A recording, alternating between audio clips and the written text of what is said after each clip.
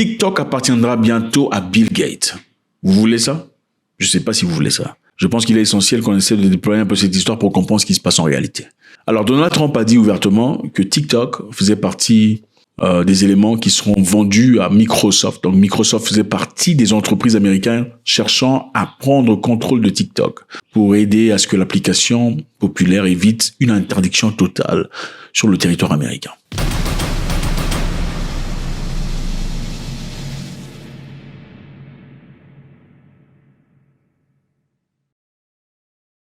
Salut à tous, c'est toujours beaucoup de plaisir. Merci infiniment d'être là.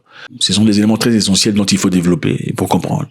Voilà. Donc, Trump est arrivé à peine quelques temps. Il y a beaucoup de changements qui se passent. Il y a beaucoup de choses qui arrivent. Beaucoup d'interdictions. Il y a le refoulement qui se fait. Il y a TikTok qui subit une pression incroyable. En réalité, TikTok a été accusé à plusieurs reprises.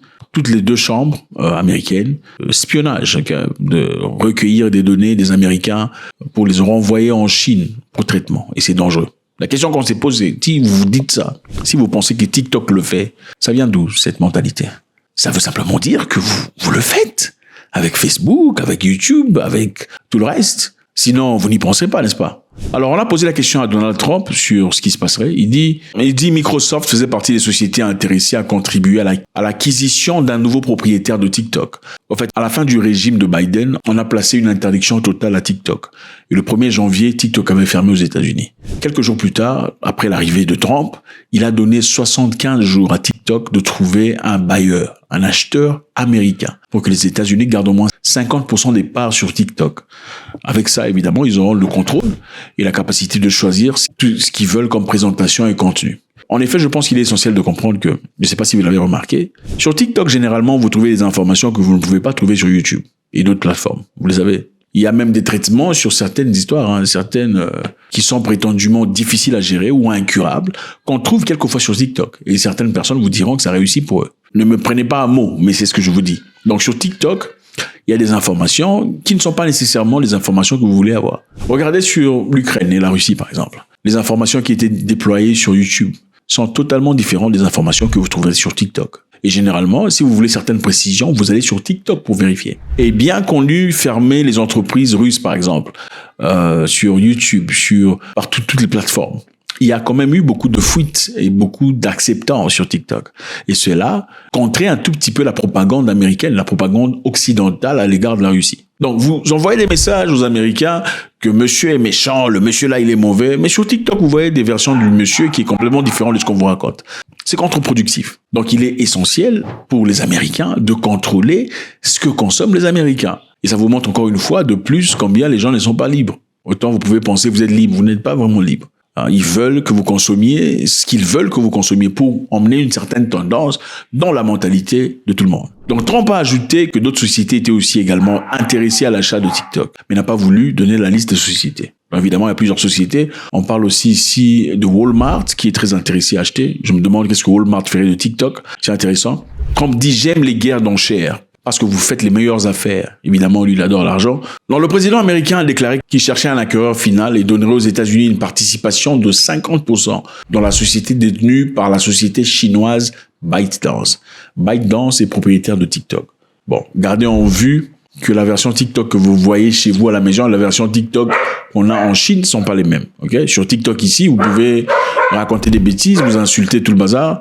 Chez les Chinois, c'est pas comme ça. Leur version TikTok est plus ancrée vers l'agriculture, la science, l'intelligentsia, les armements et tout ce qui est de constructif. Chez vous, on vous laisse vous insulter. Hey, moi d'ailleurs, hey, tout ça, hey, tout ça. Chez eux, c'est pas comme ça. Les législateurs et responsables de deux partis ont soulevé des préoccupations en matière de sécurité nationale concernant la propriété chinoise et la manipulation potentielle de la plateforme populaire, utilisée par 170 millions d'utilisateurs américains. C'est beaucoup. Beaucoup d'Américains sont sur TikTok. Donc, il est important de réguler ça. Sinon, d'après eux, la Chine serait dans les maisons américaines.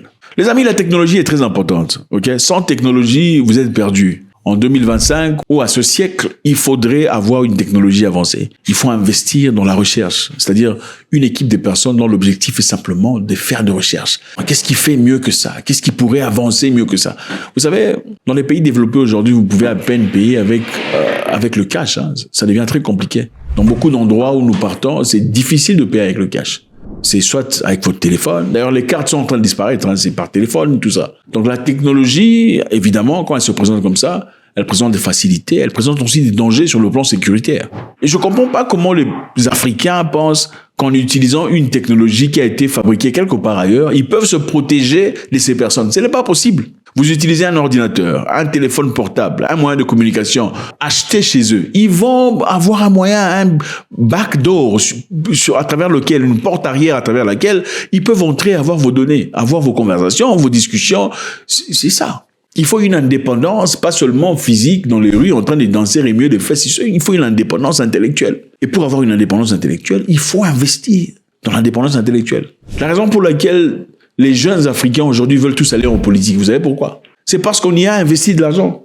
On a mis beaucoup d'argent en politique. Les politiciens sont les nouvelles superstars aujourd'hui. Quand tu es politicien, tu parles un peu français, là, la Mélenchon, et tout le monde t'acclame, tu te fais de l'argent. Voilà pourquoi les jeunes qui sont censés être agriculteurs, censés être techniciens, censés être scientistes, ne sont plus parce qu'ils veulent faire la politique. Qu'est-ce qu'il faut pour l'Afrique? L'Afrique doit investir dans l'intelligentsia. On doit mettre de l'argent pour ceux qui sont assez aptes pour créer des choses extraordinaires. Il faut promettre quelque chose, il faut une récompense. Écoutez, certaines personnes font des histoires par amour. Hein. Par exemple, les enseignants ne le font pas parce qu'ils veulent de l'argent. C'est parce que c'est leur passion, c'est leur assignation. C'est vrai qu'il y a des personnes dont l'assignation est de créer la création, l'amélioration, tout le bazar. Mais il n'y en a pas beaucoup. On a besoin de toute une armée d'ingénieurs, de recherche, et tout le bazar pour avancer. Et maintenant, on va en Chine.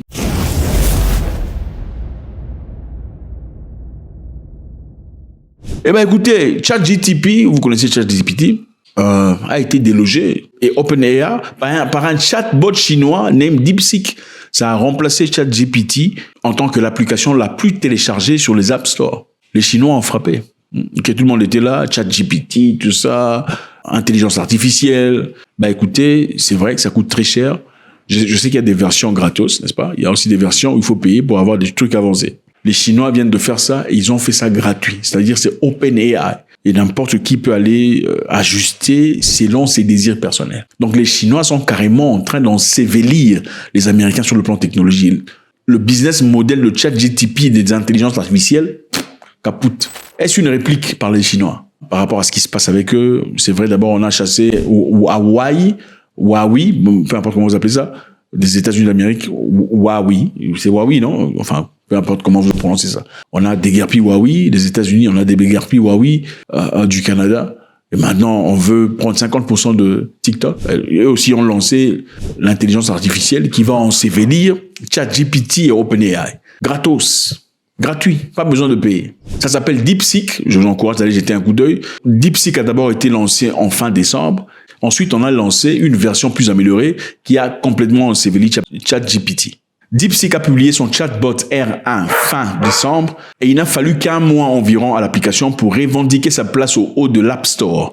À l'annonce de son arrivée au sommet, le cours des actions du fabricant GPU Nvidia a chuté de 11%, celui d'Oracle de 8% et celui de Platanir de 5%. Vous voyez les amis? C'est ça l'intelligence, ça ne rigole pas. Les actions s'adaptent à la révélation selon laquelle la Chine peut développer l'IA plus rapidement et à moindre coût et tout aussi performante que l'Amérique. Normalement, Sam Altman est le PDG de OpenAI. C'est un de ces gens-là super doué. Okay?